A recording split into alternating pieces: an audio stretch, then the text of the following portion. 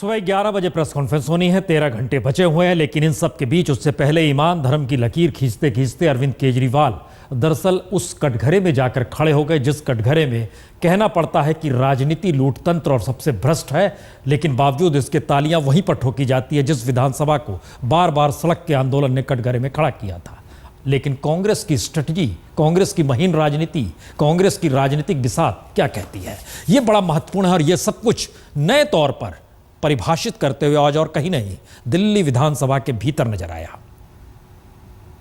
ना मैं negative note के ऊपर आपके और हमारे गठबंधन की शुरुआत करना चाहता हूं। सियासत का यह अद्भुत नजारा है। विधानसभा के भीतर तो यह खेला जा सकता है, लेकिन सड़क पर यह संभव नहीं, क्योंकि सड़क पर तो 2 बरस पहले इसी कांग्रेस के खिलाफ आम आदमी ने आंदोलन का ऐसा बिगुल फूंका कि जिसकी आंधी में कांग्रेस का दिल्ली में सुपड़ा साफ हो गया।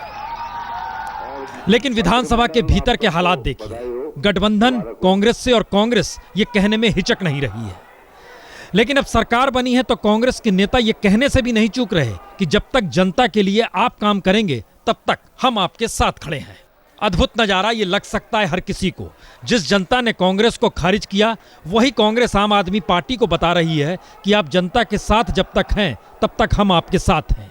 कि जब तक आप दिल्ली के लोगों के हित में फैसला करते रहेंगे तब तक आपकी सरकार को खतरा नहीं है, और जरूरत पड़ेगी तो पूरे 5 साल भी जो है हम आपको समर्थन देंगे ताकि आप एक अच्छी सरकार दिल्ली के लोगों को दे सके, एक अच्छी डेवलपमेंट वाली सरकार दिल्ली के लोगों को दे सके। हमने जब से समर्थन दिया था, तो क्या कांग्रेस एक नई सियासत की लकीर खींच रही है, जहां वो सत्ता में ना हो लेकिन सत्ता में कौन आए इसके लिए अब वो भविष्य की राजनीति करेगी, या फिर आम आदमी पार्टी को ढाल बनाकर कांग्रेस अपने दागदार दामन को बचाने में लगी है?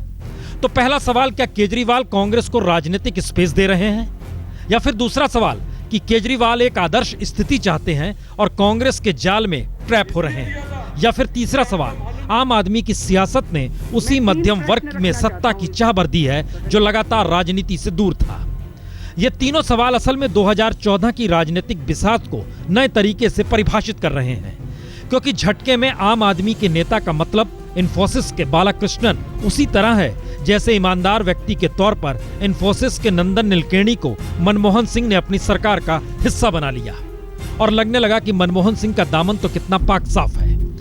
और ध्यान दे तो अचानक आम आदमी पार्टी का हिस्सा बनने की जो होड़ देश भर में मध्यम वर्ग में छाई है, और केजरीवाल, प्रशांत भूषण और मनीष सिसोदिया की तर्ज पर इंजीनियर, वकील या पत्रकारों को लगने लगा है कि सरकार बनाने या सत्ता संभाल कर कुछ कमाल करने की स्थिति आम आदमी की पार्टी के बैनर तले अब संभव है, तो इसके 2 अर्थ बहुत साफ है। पहला, जन लोकपाल आंदोलन के बाद पारंपरिक नेताओं से जनता का भरोसा उठ चुका है और वो कुछ नए चेहरे देखना चाहती है। और दूसरा, ईमानदारी का मतलब पहली बार राजनीति में आकर चुनाव लड़ना ही हो चला है। तो ऐसे में रास्ता फिर उलझ रहा है, क्योंकि जिन 17 सूत्री मुद्दों की बात केजरीवाल ने आज विश्वास मत हासिल करने के लिए एक नए दायरे में की, उसमें सवालिया निशान उन्होंने अपने ही उस स्वराज के जरिए लगाया जिसमें सीधे तौर पर कांग्रेस का दामन पाक साफ दिखता नहीं और राजनीति जिस तरीके से हो रही है वो रास्ता दिखाती नहीं। बावजूद इसके देश में लहर है, लेकिन स्वराज की बात केजरीवाल कर रहे हैं राजनीति के कटघरे में ही खड़े हो।